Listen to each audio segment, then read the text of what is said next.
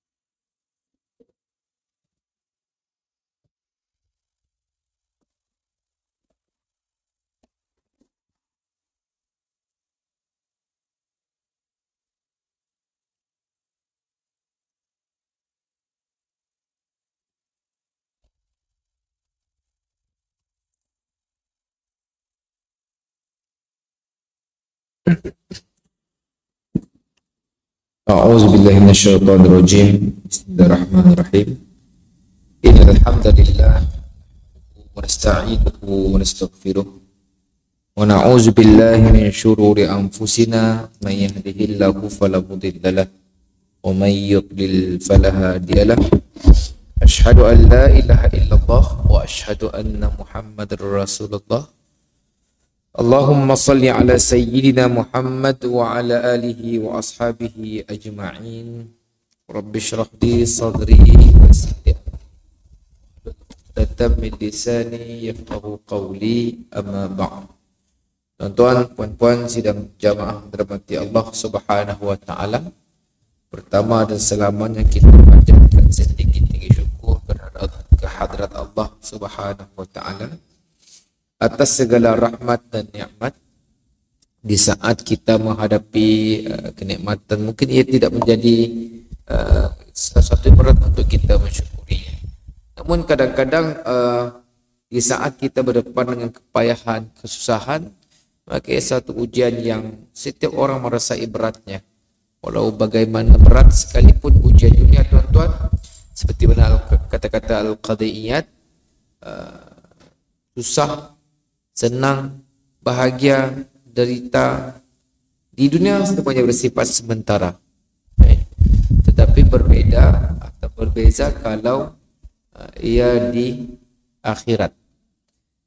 Senang, susah, bahagia, sengsara, sakit, semuanya bersifat lama dan abadi. Maka seberat manapun ujian kita, sesenang manapun ujian kita, maka itu merupakan satu pujukan untuk kita terus istiqamah dan beribadah kepada Allah Subhanahu wa taala. Sebagaimana disebut oleh Datuk Dr. Zulkifli Al-Bakri dalam menghuraikan hadis nombor 5, kalau tuan-tuan masih ingat, ibadah itu tidak hanya dinilai kepada kuantitinya, tapi hendaklah dinilai pada kualitinya. Walau bagaimanapun hendaklah juga melihat dari sudut selarinya dengan apa yang telah diperintahkan oleh Rasulullah sallallahu alaihi wasallam. Banyak tapi the quality pun out, tapi tidaklah perlu banyak tapi kualitinya dijaga dan ia menepati apa yang disuruh oleh Nabi sallallahu alaihi wasallam, maka ia akan mendapat sesuatu yang besar ganjaran di sisi Allah Subhanahu wa taala. Allah Subhanahu wa taala menurunkan Rasulullah mengajar kita bagaimana nak mengabdikan diri kepada Allah Subhanahu wa taala. Nya adalah guru yang mengajar kita which way the best way how to sembah Allah, memuji Allah, the best way. not other than that. Maka ia perlu dinilai seperti itu. Yang kedua, tuan-tuan yang dirahmati Allah, kita teruskan pun nazilah kita kepada saudara-saudara kita yang sedang dibunuh dan dihancurkan di bumi Palestin, di antara bumi-bumi para anbiya. Maka teruskan dengan qunut nazilah, dan mudah-mudahan kemenangan itu pasti sebagaimana yang Allah sebut dalam surah Al-Asr, iza jaa nasrullahi wal fath wa ra'aitan nasa yadkhuluna fi dinillahi afwaja.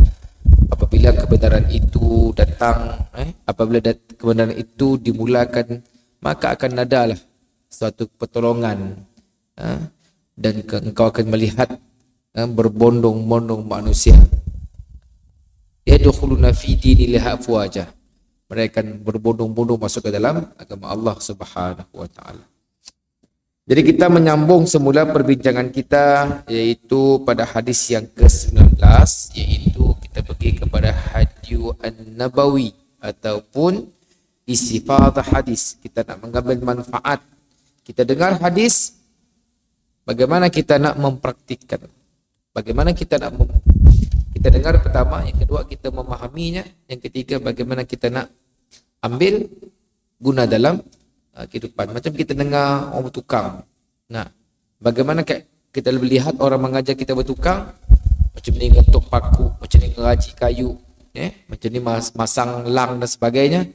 Balik ke rumah, kita segera untuk mempraktikkan dari kaedah yang tradisional yang susah kepada kaedah yang memudahkan. Apatah lagi dalam urusan agama. Kita baca lagi sekali imbas hadis dan terjemahan, dan kita akan terus pergi kepada hadis Nabawi. Dan kita telah berbicara panjang berkenaan dengan siapa Abdullah ibn Abbas. Pada sini sudah. Kita mula tajuknya yakin kepada Allah Subhanahu wa taala. Yakin kepada Allah Subhanahu wa taala.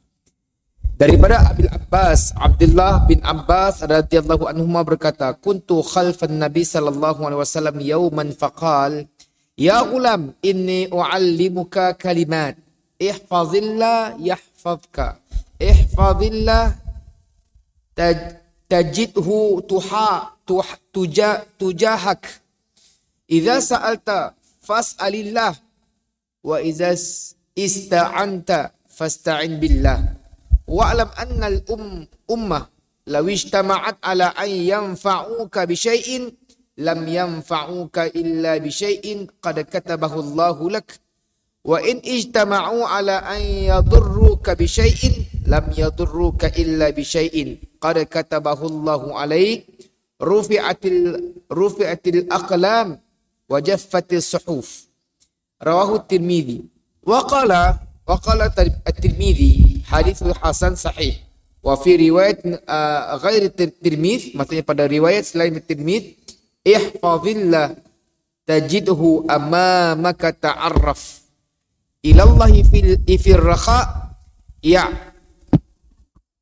ya'rifka fi syaddati wa'lam anna ma ahta'aka lam yakun liyusibaka wa ma asabaka lam yakun liyuhfidhaka, wa'lam an nasra ma'as sabri wa annal faraja ma'al karbi wa anna ma'al usri yusra. Kita lihat maksudnya tuan-tuan. Pada satu hari aku berada di belakang Nabi sallallahu alaihi wasallam, lalu baginda bersabda, ya ghulam, biarlah wahai budak, wahai anak, aku akan mengajarmu beberapa perkataan, yaitu peliharalah Allah, nescaya Dia memeliharamu. Peliharalah Allah, nescaya engkau dapatinya di hadapanmu. Apabila engkau meminta, maka mintalah kepada Allah. Dan apabila engkau memohon pertolongan, maka pohonlah pertolongan itu dengan Allah. Dan ketahuilah, sesungguhnya suatu umat, kalau mereka berkumpul dan memberi manfaat kepada engkau dengan sesuatu, tidaklah mereka dapat memberikan kepada engkau kecuali dengan sesuatu yang sudah dituliskan oleh Allah atas engkau. Dan jika mereka berkumpul untuk membahayakan engkau dengan sesuatu, tidaklah mereka dapat membahayakan engkau kecuali dengan sesuatu yang sudah dituliskan oleh Allah atas engkau. Diangkatkan segala pena yang telah kering dan telah keringlah pula segala buku. Daripada diriwayatkan oleh At-Tirmidzi dan katanya hadis ini hasan sahih. Dan pada riwayat lain selain daripada At-Tirmidzi ada menyebut, peliharalah Allah, nescaya engkau dapati Allah di hadapan engkau. Kenalilah Allah pada masa lapang, nescaya Dia mengenali engkau pada masa susah. Dan ketahuilah, sesungguhnya apa-apa yang ditakdirkan tidak datang kepada engkau, tidaklah ia kena pada engkau. Tetapi apa yang kena pada engkau, tidaklah tersalah kena pada engkau. Dan ketahuilah, sesungguhnya kemenangan itu beserta kesabaran, dan sesungguhnya kesenangan itu tiba selepas kesusahan, dan sesungguhnya bersama kesusahan itu ada kesenangan. Secara umumnya tuan-tuan, apa yang disampaikan oleh Nabi SAW nak mengajar kita bagaimana nak berdepan secara umumnya berdepan dengan kehidupan dunia. Kan? Sebelum kita pergi lebih lanjut tuan-tuan, dalam menyerahkan diri kepada Allah Subhanahu wa taala, mutaakhir ini kita lihat manusia dibahagi kepada dua kumpulan ekstremis. Dua kumpulan ekstremis yang melampau.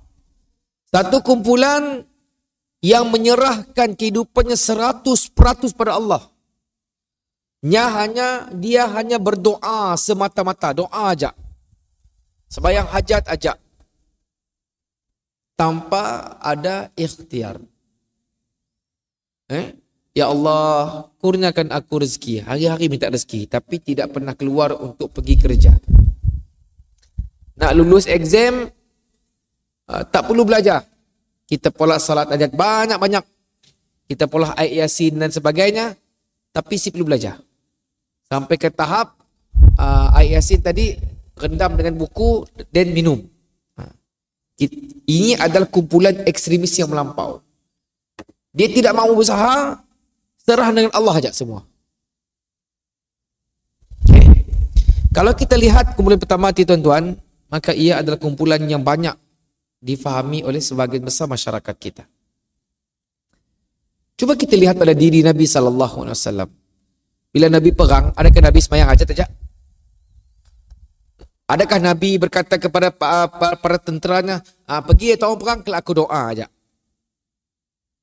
Tak kan? Nabi berusaha. Untuk sebarkan dakwah, Nabi tidak hanya duduk je di Mekah doa, ya Allah selamatkan aku. Tidak. Nabi hantar sahabat pergi Habsyah. Nabi sendiri pergi ke Taif. Ditolak di Taif, kan? Nabi berhijrah bukan senang tuan-tuan. Bukan terus pergi, tapi turun dulu ke selatan, baru patah naik pergi ke utara, pergi ke Madinah. Maksudnya Nabi tidak meletakkan semuanya pada Allah. Nabi kena usaha. Tapi masyarakat kita diajar dalam konteks yang tidak betul. Itu ekstremis yang pertama.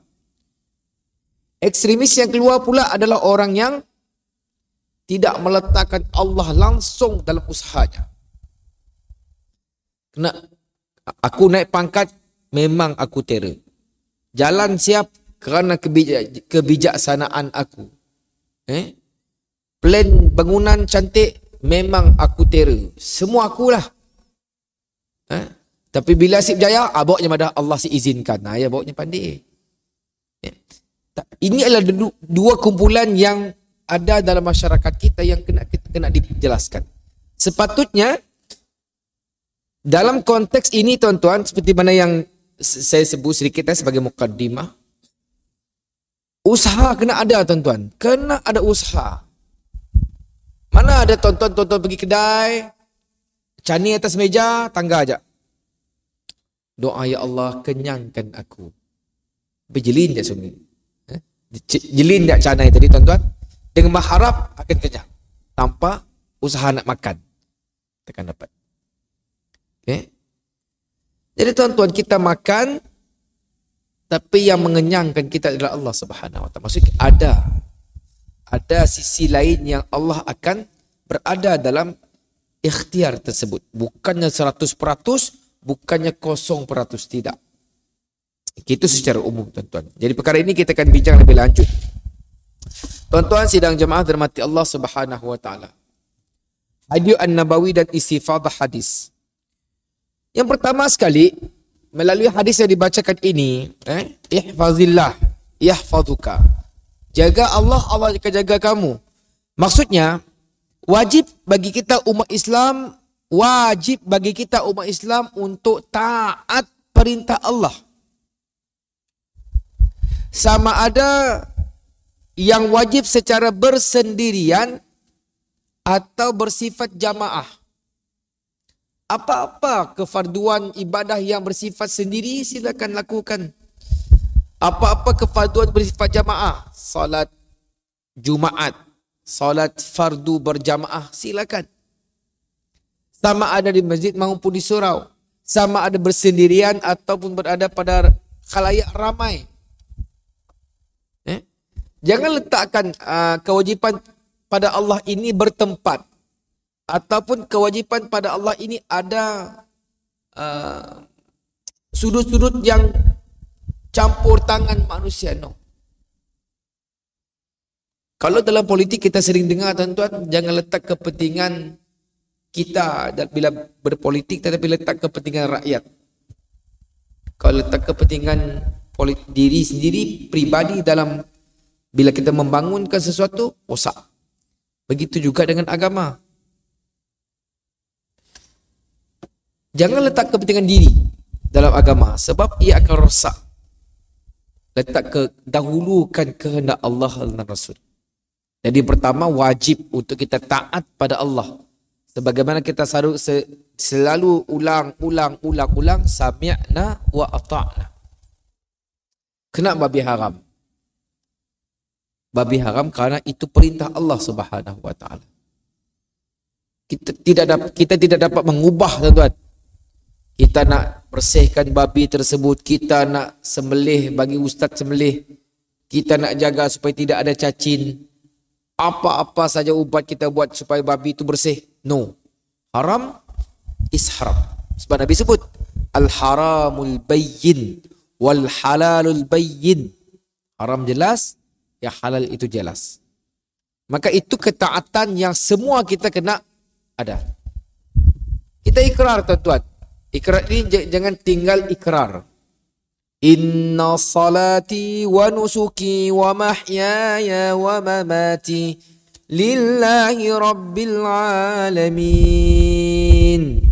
Salatku, ibadahku, hidupku, matiku, lillahi rabbil alamin, untuk Allah Subhanahu Wa Taala.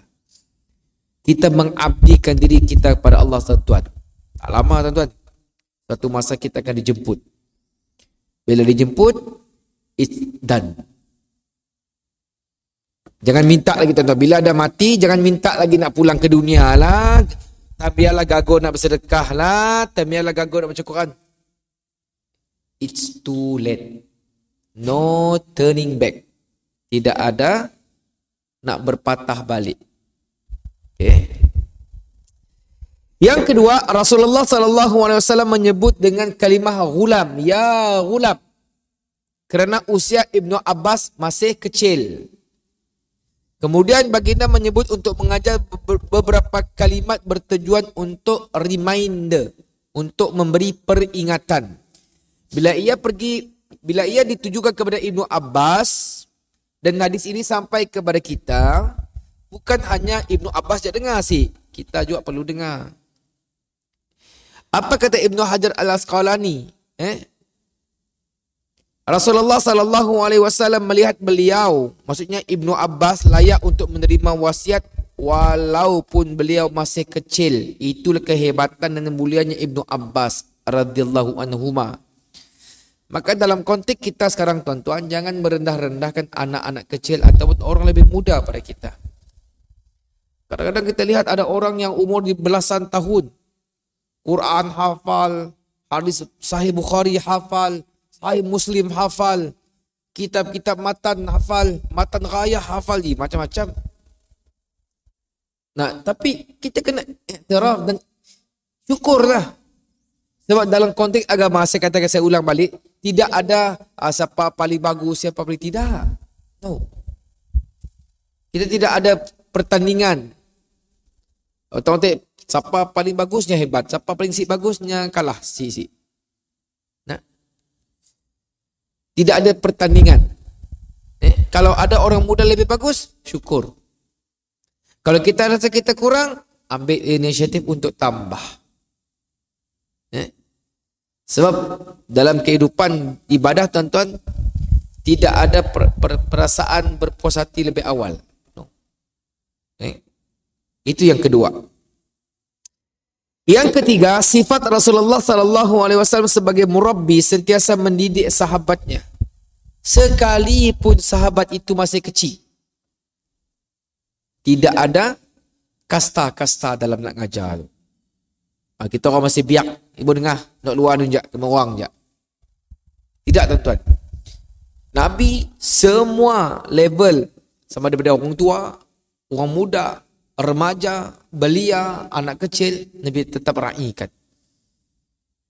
Tidak ada double standard. Tapi kita manusia kadang-kadang kita diuji, tuan-tuan. Kadang-kadang kita cari kumpulan-kumpulan yang kita suka. Bila kita tangga ada orang yang kita rasa macam kita tak suka, kita pinggirkan. Kan? Kadang-kadang ada orang yang merasa agama ini milik pribadi, maka ia menganjur melakukan sesuatu yang di luar, seperti mana yang diajarkan oleh Nabi SAW. Kadang-kadang kita lupa dan leka, maka ini patut menyedarkan kita dan ia tidak sepatutnya berlaku. Dan inilah yang sepatutnya menjadi agenda orang Islam yang dewasa dan ibu bapa untuk mengasuh dan mendidik nilai murni dan iman dalam masyarakat semenjak dari kecil. Jangan tunggu dan serahkan tanggungjawab tersebut kepada orang lain. The best teacher in the world adalah mak bapak kita. Kita lah. Bila kita pergi ke masjid, dengar kuliah, balik kita sampaikan, sebarkan. Anak-anaknya lebih dengar lagi tutur kata mak bapaknya daripada orang lain. Mak bapak lah yang membesarkannya. Kalau tidak ada mak dan ayah, maka bagaimana beliau nak hidup? Tapi kadang kalau mak bapak si tahu, ataupun lebih teruk mak bapak menyampaikan ajaran yang betul, lagi susah. Selalu berlaku, ustaz sesulah boboih-boih murid nyuruh sembahyang. Tapi bapaknya sepatah haram tak. Apa kata miak? Gago nyuruh aku sembahyang, bapak aku silalik aku sembahyang. Penat ustaz sekolah tedah. Kita tuan-tuan boleh bayang kan, di rumah 3 orang, panglima tentera, anak kita 3 orang lelaki. Bagi apa rumah? Apatah lagi yang dijaga oleh cikgu di sekolah 30 orang dalam satu kelas. Okey. Maka kita sebagai orang-orang tua, sebab itu setiap kita mempunyai peranan masing-masing. Jangan letak satu peranan terutama bab agama ni pada seorang tertentu. Kita dengar tak dapat sampai semua, jangan tak ada langsung, tuan-tuan. Jangan tak ada langsung. Kalau semua kita mempunyai peranan masing-masing, seorang sikit sebarkan, insya-Allah umat akan jadi yang terbaik. Tapi kalau kita anggap siapa nak tunggu ustaz je lah, kita tu nak padi, kesebarkan, tuan. Ia adalah amal jariah kita masing-masing. Tak dapat banyak, sikit, masing-masing dengan usahanya. Okey. Itu yang ketiga. Sekarang kita bagi yang keempat. Perkataan peliharalah Allah. Apa maksud pelihara Allah di sini, tuan-tuan? Bukan kita jaga Allah, tidak. Di sini bermaksud kita menjaga agamanya. Apa yang disampaikan oleh Nabi SAW, pelihara, tuan-tuan. Jangan sampai ia dirosakkan. Jangan sampai ia dimanipulate, dipergunakan. Kadang-kadang kita marah bila orang bukan Islam pakai Quran, tapi kita pun sik baca Quran. Apatah lagi untuk mengamalkan, tiba-tiba nak marah orang lain. Kita kena jaga batasan dan syariahnya. Tak tahu, tuan-tuan, belajar. Cari kaedah terbaik untuk memahami agama dan menyampaikan. Sebelum kita pada orang lain, kita sendiri lah. Kalau tanya balik, aku tu dah sembahyang selalu dah, tapi kenapalah bila buat dosa masih lagi rasa ringan? Tanya diri masing-masing. Bila bab keyakinan pada Allah tu kadang-kadang macam si berapa dia yakin dengan Allah Subhanahu Wa Taala. Kadang-kadang lebih lagi yakin dengan makhluk-makhluk yang pelik-pelik lah. Tak semandi, tak jin. Lebih lagi kita yakin berbanding dengan Allah. Kita fikir sejenak, aku lebih takut dengan jin berbanding dengan Allah bila berbuat dosa. Fikir balik sejenak. Cuba untuk memahaminya. Dan inilah juga pandangan Syekh Tahtawi. Ini dengan cara melaksanakan perintahnya dan menjauhi segala larangannya. Tapi kadang-kadang saya nak ubah tuan-tuan. Saya selalu mulakan jauhi larangannya dan taati perintah. Saya tidak mengatakan semua orang Melayu itu betul sih. Tapi kefahaman kita kena di refresh. Apa maksud saya refresh? Sebab orang kita tu bab taat-taat. Tapi bab yang khurafat yang si betul pun jalan juga. Masalahnya. Pergi haji juga. Tapi bab jimat, bab jin, bab toyol kena package sekali. Salah tuan-tuan. Tinggalkan yang ditegah, ikut yang dibuat, yang diarah. Takutlah dengan dosa dan kemurkaan Allah Subhanahu Wa Taala. Takutlah dengan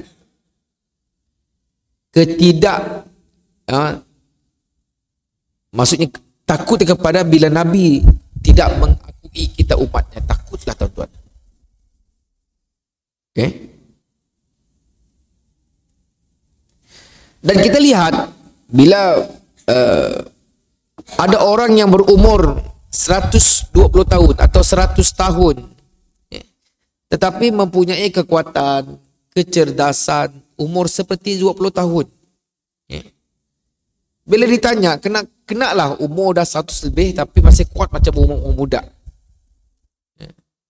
Maka ada yang menjawab, aku menjaga perintah Allah dari kecil, maka Allah menjaga aku. Ingatan. Kerana ada orang kanak-kanak tua, melarat, cepat babur dan sebagainya. Sebab beliau tidak pernah menjaga perintah Allah. Bagaimana Allah nak menjaganya? Ada orang yang tua tuan-tuan, tapi Masya Allah bacaan Quran tanpa pakai spek. Ada orang Allah jaga. Banyak ingatan-ingatan daripada hadis Nabi, ayat Qurannya ingat. Tapi ada orang selalu je dengar, tapi seingat. Bahasa mudahnya bebal. Sebab Allah si jaga. Sebab Allah si jaga, sebab orang tersebut tidak pernah menjaga apa yang Allah perintah dan Allah larang. Dan ini berlaku. Nah, macam kita melihat sesuatu tu dengan apa di mauk kita. Betul-betul mauk redha Allah atau ada benda lain di mauk kita. Kalau kita mauk redha Allah tuan-tuan, apapun halangan kita akan hadapi. Tapi kalau kita mauk yang dunia, selalunya dah dapat, cukuplah. Okay. Yang kelima, di antara sebesar-besar perkara yang wajib dipelihara daripada larangan Allah, dengar tuan-tuan, lidah dan kemaluan. Yang paling perlu dijaga adalah mulut kita tu. Atau sekarang tu jari lah. Mudah nak naik, komen dan sebagainya. Kadang-kadang ada orang terlalu mudah menyebut perkara-perkara yang tidak patut. Contohnya apa tuan-tuan?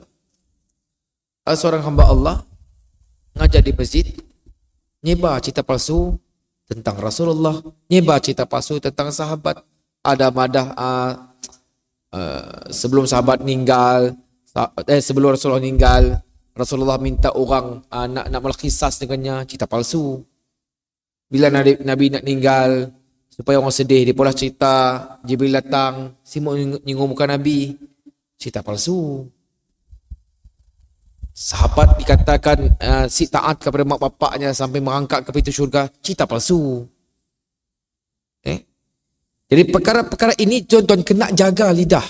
Sebab ada yang ke tahap saya tahu dah sini oleh cerita. Imam Ahmad ke Imam Syafi'i. Direndamnya seluar Imam Ahmad, diminumnya supaya berkat. Cerita yang ini tuan-tuan. Cerita si patut disebarkan. Cerita palsu, cerita bulak lah. Bunyi macam best. Oh, ambil berkat sebab luar. Tidak tuan-tuan. Jadi sebabnya di antara sebesar-besar perkara yang wajib dipelihara dari pelarangan Allah adalah lidah. Sebab yang saya dah sebut dulu dalam satu hadis yang kita dah baca kan, man kana yu'minu billahi wal yaumil akhir falyakul khair aw liyasmut. Katalah yang baik-baik atau diam. Jangan jadikan cerita-cerita penglipu lara untuk attract masyarakat kita. Jangan rosakkan pemikiran masyarakat kita. Sebabnya anak-anak orang muda anggap agama tu macam memperbodohkan. Kalau tuan-tuan pernah baca, saya pernah baca satu pandangan daripada Karl Marx, salah seorang ahli falsafah yang hebat zaman dulu, dan beliau juga seorang nasionalis dalam parti komunis. Apa katanya? Agama adalah candu masyarakat. Kadang saya nak marah tuan-tuan. Agama itu disebut candu masyarakat. Sebab kalau kita baca tulisannya, apa katanya? Orang Islam bila dah sakit, bila dah lemah, cari agama. Bila dah kuat, tinggalkan agama. Seolah-olah agama itu hanya menjadi pautan bila susah. Bila dah senang, tinggalkan. Bila saya perhati masyarakat kita, itulah. Tuan-tuan keliling kita. Bila ada nak hajat, bila ada apa, adalah buka ke masjid. Bila ada di mautnya dengan Allah pun yang ada. Kalau ada yang di kehendak, ada di hajatnya pada Allah, hanya akan datang. Bila dia dah dapat hajatnya, hanya ketinggalkan Allah. Siapa kau? Menerima Allah macam mana? Siapa kita tuan-tuan nak buat Allah begitu? Tanpa kita Allah tetap maha agung. Kita tak salat Allah tetap agung. Tetapi kita perlukan Allah. Okey? Jadi dua perkara ini sangat perlu dijaga. Lidah dan kemaluan. Dalam hadis daripada Abi Hurairah radhiyallahu an, Nabi sallallahu alaihi wasallam bersabda, "Man hafiza ma baina lahyaihi ay lisanaha wa man baina rijlaihi damintu lahul jannah."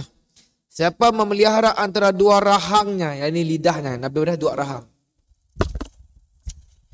dan antara dua pahanya, kemaluannya, nescaya aku jamin baginya syurga. Hadis riwayat Hakim dan At-Tirmidzi. Zaman kita tu tuan-tuan, zaman yang lidah tu siapa dikontrol. Bahasa orang kita dulu apa tuan-tuan? Tapis bubus. Ataupun mulut sadar insurans. Seolah-olah malaikat sebelah kiri tu nyasin nulis. Seolah tidak mencatat. Paling saya kesal bila meja-meja ceramah menjadi medan untuk menyampaikan kisah-kisah palsu. Dan kisah-kisah tersebut hanya menyebabkan orang rasa wah dan okey, saja. Cerita yang boleh rasa oh hebat Islam, tapi cukup diajak. Cerita yang tidak menggerakkan kita kepada menjadi orang yang beriman, tidak menggerakkan kita menjadi orang yang mencuba untuk menambah ilmu. Cerita hanya untuk orang suka-suka, macam kita nangga novel ataupun cerita novel. Oh, seronok. Dah lah. Tidak tuan-tuan. Tidak. Okey. Yang keenam, anjuran bagi Nabi SAW kepada sahabatnya supaya bergantung harap kepada Allah dan memohon pertolongan dengannya. Anjuran Nabi SAW kepada sahabat supaya bergantung harap pada Allah. Maksudnya tawakal. Serah pada Allah. Tapi setelah usaha. Minta hanya pada Allah. Dalam perkara-perkara yang memang hak Allah. Tapi kalau minta pada manusia dalam perkara yang manusia boleh pola, tak ada masalah. Itu tidak dikatakan syirik, tidak. Pok beli nasi lemak lah. Cikkan kita bilang, ya Allah ya Tuhanku belikan aku nasi lemak. Saya nak anuk lah Pak Alif Lam Wawiyah. Kan? Tapi kalau kita minta, ya Allah jodohkan aku, itu minta pada Allah. Tetapi usaha kita kena carilah usaha. Maka ia kena jalan serentak. Bukannya seperti apa yang berlaku sebagai masyarakat kita, minta ke kubu-kubu. Mbak Manuk, Mbak Limo, malam-malam hari Jumaat dan sebagainya. Minta anak lah, minta kaya lah, minta apa, di kubu. Minta berkubu. Salah tuan-tuan. Selalu kita dengar imam macam ud'uni astajib lakum. Mintalah kepada aku akan ku makbulkan.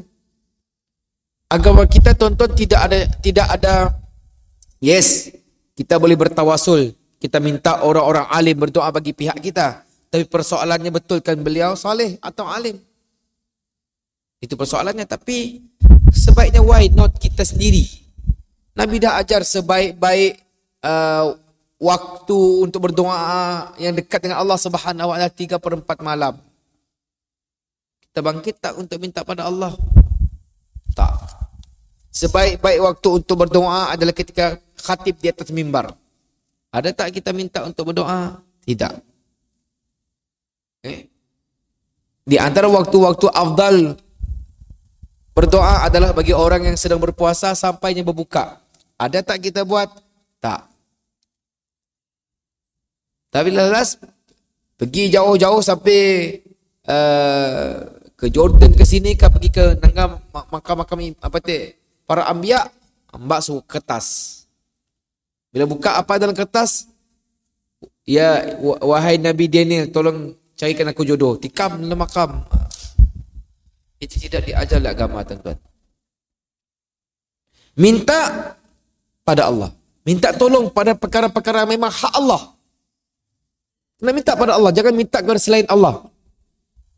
Kena faham, kena faham wishuan yang hak Allah. Wishuan yang bila boleh minta tolong dengan manusia. Minta tolong beli makan, minta tolong hantar ke pasar, minta tolong tadi bank inkan duit. Boleh minta tolong manusia. Tapi minta ampun, minta diberkati kehidupan, minta apa yang memang hak Allah. Minta. Jangan sempitkan.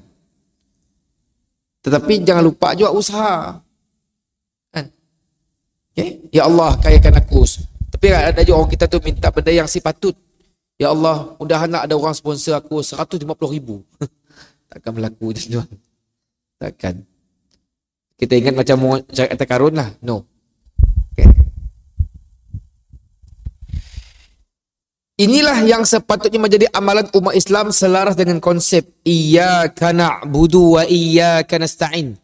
Kepada Engkau kami menyembah ya Allah dan hanya kepada-Mu kami mohon pertolongan. Tak susah tuan-tuan. Tuan-tuan tahu tak Nabi SAW sebelum salam, selepas tahiyat, Nabi tak pernah tinggal doa. Mintalah. Kena. Saya pelik kenapa kita tak nak minta. Adakah dalam kehidupan kita tak ada apa-apa kita nak minta dengan Allah? Waktu-waktu yang Nabi sebut banyak sekali. Tapi kita cuba cari yang bukan Nabi pada. Pelik. Saya dah katakan di awal tadi. Allah turunkan Rasulullah untuk memberitahu, mengajar the best way how to worship Allah, how to minta dengan Allah. Nabi dah sebut semua. Jangan minta benda lain. Jangan tanya lagi yang lain-lain. Selalu orang kita tu, saya sebut tadi kan, doa yang afdal pada hari Jumaat, 3/4 malam, ketika berpuasa, apalagi doa-doa seorang imam, pemimpin, doa-doa orang yang dizalimi. Maka bila kita berada dalam keadaan-keadaan tersebut, waktu-waktu tersebut, silakan. Dan dikatakan bagi nak memudahkan urusan kita, banyakkan bersedekah. Silakan buat. Tapi yang sangat saya pelik, kita tak nak buat apa yang Nabi suruh. Kita buat apa yang Nabi tak suruh. Dan beranggapan this is the best way. Pelik. Pelik tuan-tuan. Contoh macam dalam bab amalan, the best, Nabi dia kata di antara siapa yang menjarakkan punggungnya dengan tempat tidur, dimudahkan syurga. Tak simak nak mula.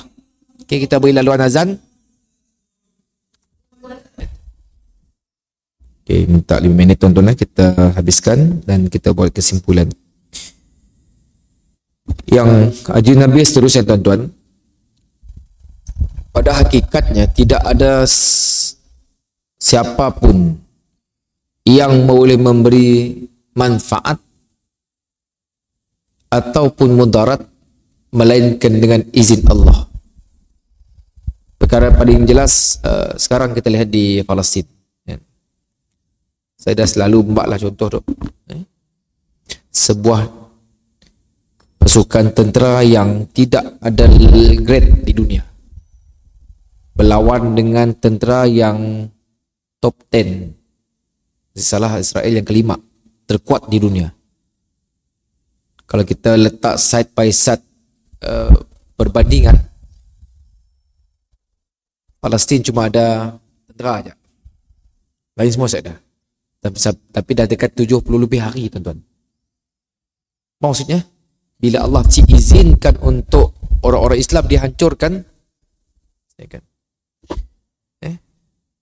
Kemain sidaknya nak dulu nak, wah, kejap dengan ajar itu, semua meter aja. Sampai itu kita orangnya banyak hancur lah. Ratus kereta kepala hancur lah. Nak marinsi pada jadi soja, nang muka nang kedak soja. Tapi yalah sebenarnya bila berhimpunlah seluruh manusia nak menghancurkan, Allah tidak mengizinkan. No.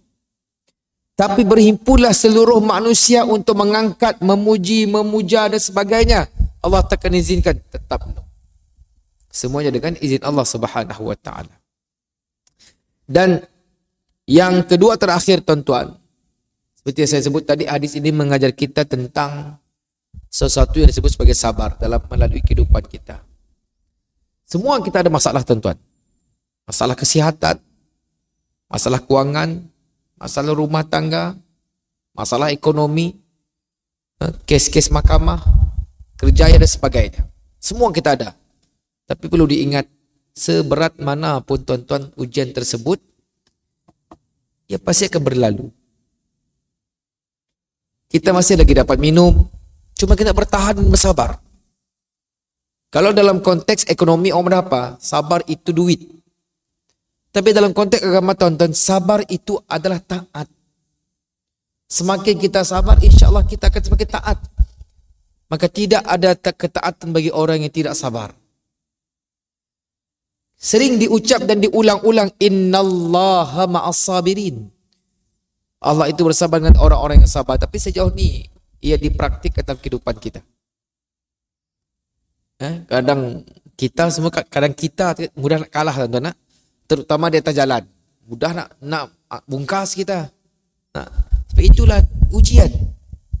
Kita diuji dengan orang-orang lain di atas jalan raya. Kita diuji dengan keluarga kita. Kita diuji dengan rekan-rekan kerja kita. Kita diuji dengan jamaah kita. Tidak lain tidak bukan tuan untuk kita lihat sejauh ini kesabaran kita. Dan yang kedua terakhir tuan-tuan, Nabi SAW bersabda, kataballahu maqadira ahli samawat wal ard qabla an yakhluqahum bi 50,000 sanah. Allah telah menulis takdir bagi setiap penduduk langit dan bumi sebelum menciptakan keduanya dengan 50,000 tahun. Hadis riwayat Muslim. Dan yang ke-12 yang terakhir, qada dan qadar wajib diimani oleh orang Islam. Walaupun begitu, ia hendaklah seiring dengan berusaha dan berdoa kepada Allah dalam mengimani rukun iman yang berkaitan dengan qada dan qadar. Banyak orang kita tidak memahami qada dan qadar tuan-tuan. Sebahagiannya memahami dengan jalan seperti Jahmiyah. Macam ni Jahmiyah memahami qada, biarlah hidup kita itu ditentukan apa aja Ustaz, seperti bulu yang ditiup angin. Itu kefahaman Jahmiyah yang sesat. Ada juga memahami kita ini tidak mempunyai pilihan, semua telah ditetapkan oleh Allah Subhanahu wa taala. Itu ada kefahaman yang tidak betul. Kita diberi ruang seluas-luasnya oleh Allah Subhanahu wa taala dan bergantung atas kita untuk memilih jalan iman atau jalan kufur. Itu pilihan masing-masing. Dan kita pergi part yang terakhir, bagaimana kita nak apply hadis ini. Yang pertama, tuan-tuan, janganlah mudah berputus asa dalam kita melalui kehidupan kita. Marilah kita kuatkan semangat, tambahkan hati, tingkatkan iman kita. Itu yang pertama, tuan-tuan. Yang kedua, berusahalah dengan sebaik yang mungkin untuk taat pada Allah dan Rasul dalam konteks larangan dan juga suruhan. Sebab konteks ketaatan itu jangan hanya lihat dari sudut ketaatan, tapi kita melupakan sudut yang dilarang. Taat kepada larangan itu. Macam kita, anak kita nak, jangan keluar. Jangan keluar, jangan main luar. Bila anak kita patuh, taatlah. Kan? Kalau tuan-tuan perhati, kita kan dengan anak-anak kita, jangan keluar, makan, buang uras. Ada yang jangan bermaksud taat, ada yang silakan bermaksud juga taat. Apatah lagi dengan Allah Subhanahu wa taala. Tetapi dengan Allah tu kita ada sedikit misunderstand. Kita si bapa faham. Bab suruhan, yes kita faham. Bila bab larangan kita macam lagi boleh sih, ada lagi. Bila Allah haram, kita madah ada sih pandangan dah boleh. Kita pergi cari ruang-ruang madah boleh. Sedangkan kita berapa? Sami'na wa ata'na. Okay. Jadi hadis yang kita baca ni, tuan-tuan, secara jelas menunjukkan bahawa kehidupan di dunia berputar. Kehidupan kita untuk semua berputar antara kesusahan, kesenangan. Tidak ada orang yang terus senang. Pasti akan susah. Tidak ada kehidupan orang susah tak pernah senang. No. Ia akan bergilir antara susah dan senang. Ada masa, kan kita selalu mengadah, tu masa kau upuk, masa aku sitok bila. Begitulah, tuan-tuan. Justru siapa yang sedar hakikat kehidupan ini, kita akan tenang. Kita akan tenang. Tapi kadang kalau kita tidak memahami hakikat kehidupan, kita rasa susah. Dan kita menjadikan agama itu hanya pautan di saat kita susah dan meninggalkan agama di saat kita senang. Maka ia satu perbuatan yang sangat-sangat teruk, tuan-tuan. Agama ini perlu ditaati sama ada di saat kita senang, apatah lagi di saat kita susah. Jadi mudah-mudahan apa yang disampaikan itu ada manfaat. Terkurang terlebih saya minta maaf. Kita tangguh kuliah kita dengan membaca tasbih kafar dan suratul Asr. Bismillahirrahmanirrahim. Wal asri innal insana lafi khusr illa allazina amanu wa amilus salihat wa tawasaw bil haqq wa tawasaw bis sabr. Subhanakallah bihamdika asyhadu an la ilaha illa anta astaghfiruka wa atubu ilaik. Terima kasih atas perhatian. Maaf atas kekurangan. InsyaAllah kita jumpa lagi tahun depan pada waktu yang sama dan hari yang sama, insyaAllah. Assalamualaikum warahmatullahi wabarakatuh.